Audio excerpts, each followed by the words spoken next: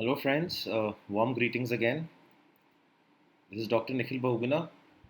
We recently had a Challenger series which I started with the management of class 5 lesions in collaboration with Dental Reach, M&M Dental and Pulp Dent. I was requested to share the video sequence of a case that I had shown over there. So I'm just going to do that now. So we were talking about management of cervical defects, and the highlight was we were trying to use a material called the Activa Pronto, which is a newly launched mineral enriched composite in dentistry. This material is it's a fantastic material for restorative purpose because not only does it have an active release of calcium phosphate fluoride, which makes the inherent dentine complex strong, it's also elastic in nature. It's got a patented rubberized resin, which also helps us bear loads very nicely. And the hydrophilic nature makes sure that the diffusion of bioavailable calcium phosphate and fluoride happens very nicely within the tooth, the restoration interface, and the dentine complex. It comes in variety of shades, a very easy to use 2 ml syringe which comes with a dispensing tip.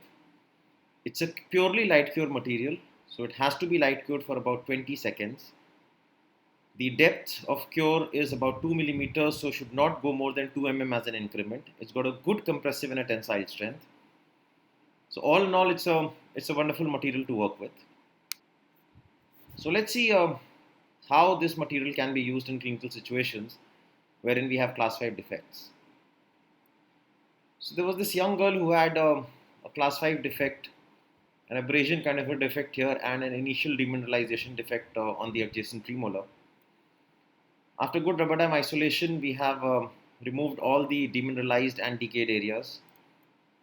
On a closer look, you can see the proximal margin has been isolated with the help of a stainless steel band. We've done our bevels. Always remember, beveling should only be done on the incisal side of the defect. Towards the cervical side, we should not create a big bevel. We should just remove the weak enamel. So that's how we start with the process. I'm going to etch the involved area first. And whenever we are etching, we do in a selective manner that we etch the enamel first. Anywhere which is a dentinal defect, we do not go and etch the dentine immediately. We first etch the enamel using 37% phosphoric acid, the regular available blue etchant, for about 20 seconds, and then the rest of the cavity is filled for the next 7 to 10 seconds, and then it's removed. That way, our enamel gets a full 30 seconds of etch time, whereas the dentine is only etched for about 10 seconds. So as you see here, we are first making sure that all the enamel receives the etchant.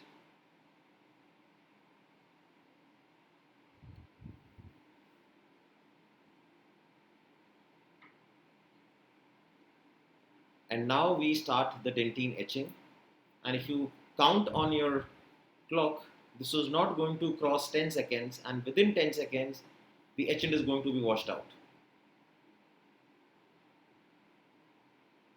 Exactly in a matter of 8 to 9 seconds, we start washing the etchant off. Nicely rinse it for about 10 to 15 seconds so that there is no residue of any etchant left. We can see the tooth is clean. Now we go to the second step wherein we apply the adhesive. We do the bonding agent application. Now there's no tip or trick here about bonding agent application. One should be very clear that we have to follow the manufacturer's instructions, whatever the manufacturer has told us. If they say scrub the tooth, if they say agitate on the tooth, if they say just apply on the tooth and leave, they have a chemistry behind it. So let's not change the chemistry. Each manufacturer or each adhesive will have its own way of application and then light cured in time. As you see, the one that I am using here right now, the Prime and Bond Universal, it says 2 coats. So first coat we applied for about 15 seconds, scrubbed nicely, air dried it, then the application of the second coat is happening here. Remove the excess with the help of dry air. I prefer a chip blower for this purpose.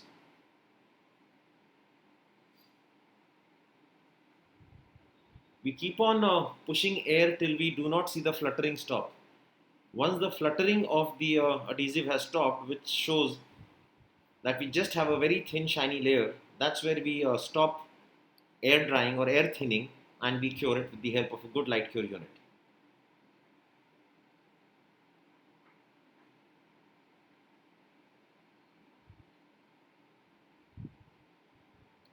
So once light cured, we are ready to start our application process. So you'll notice how we start the application process. It's never done in bulk. Whichever material you're using, always remember, do not join the incisal part of the cavity to the cervical part of the cavity. Because towards the incisal part, we have a lot of enamel, and towards the cervical, it's very thin and weak. Sometimes it's not there. So whenever there'll be any shrinkage happening, it will shrink towards the stronger part. So if you notice, we just applied a little on the proximal box first, the side box that we had. With the help of a thin probe like an instrument, we will just make sure that we tack the material into the margins. It's a stackable material, it doesn't slump from there. We can nicely create our margins. We'll make sure that the adaptation is right.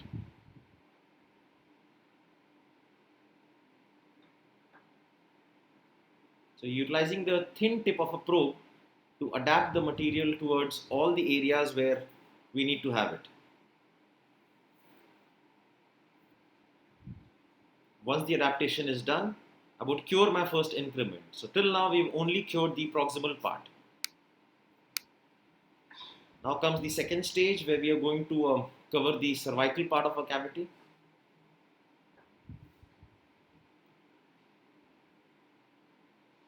So here we start with the application of the material on the incisal side, so that we can first seal the incisal side enamel first.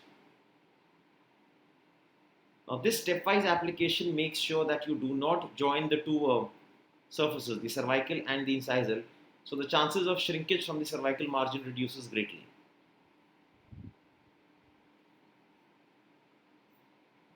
You could use a polymer brush for adaptation. These are specially designed brushes for composite dentistry,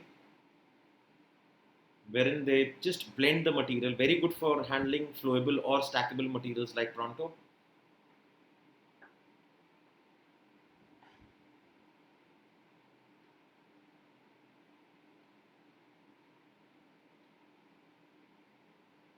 So once adapted nicely, we will go ahead and we'll light cure this. So we've covered the proximal box, we've covered the incisal part of the defect. Now let's go and start covering the other parts. So we will now take it more on the bulkier part of the cavity, which is the side box, which was not completely filled before, and extend it towards the facial surface.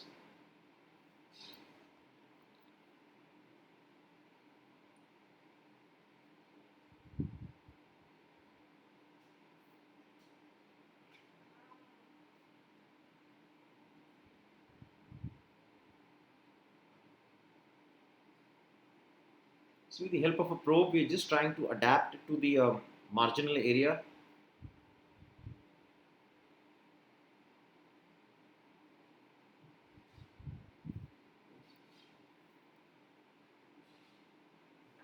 And we light cure it. Now comes the last complete bulk of whatever is left now, mainly the cervical margin is sealed now.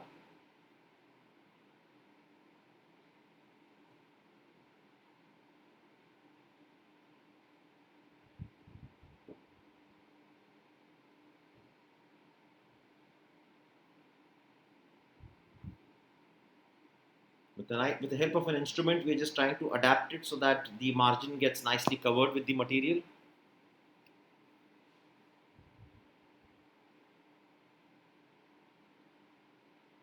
With the polymer brush, we are blending the margin so that there is no gap at the interfacial level.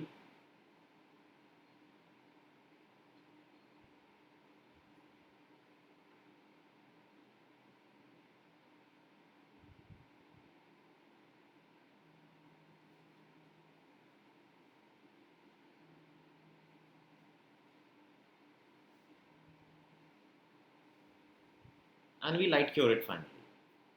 Now once that is done, we apply the oxygen inhibiting gel all over the surface of the restored tooth.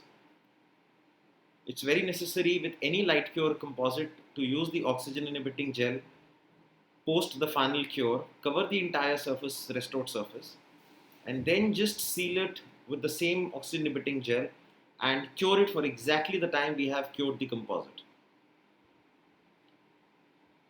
Now wait for about 10 to 15 minutes for the initial decompression to happen, and now we start the trimming process or removal of the excess, the pre-finishing stage. So we use a fine diamond and we are just removing the excess so that there is no rough margin left. Follow the contour of the tooth, make sure the gingiva is protected. We do not end up touching or cutting the gingiva or the soft tissue. With very slow strokes, just make sure that only the excess is removed, the margins are nicely blended. You can switch the water on and off for vision and for clearing the dust that is produced once we are doing the initial trimming process.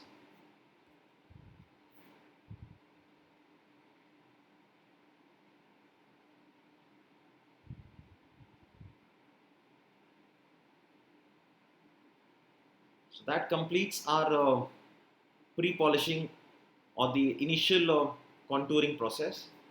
Now once that is done, we can now start our polishing work. This material polishes to a very nice gloss. So I'm using the impregnated polishing system by Enhance white cones.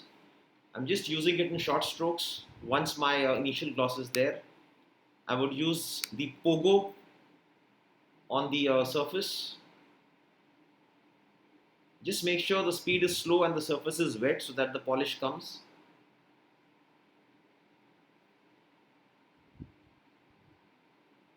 In slow intermittent strokes it is done. And finally, we go ahead and we use the polishing paste by Pulp Dent with the buff,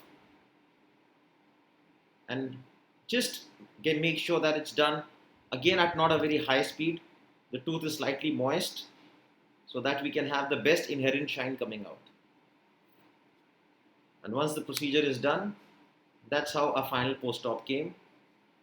So here we see one restoration and here's the second one, which is nicely blended, looks natural and gives us a very good feel of a well done restoration. Well, thank you very much for watching this, and I wish all of you a very happy dentistry.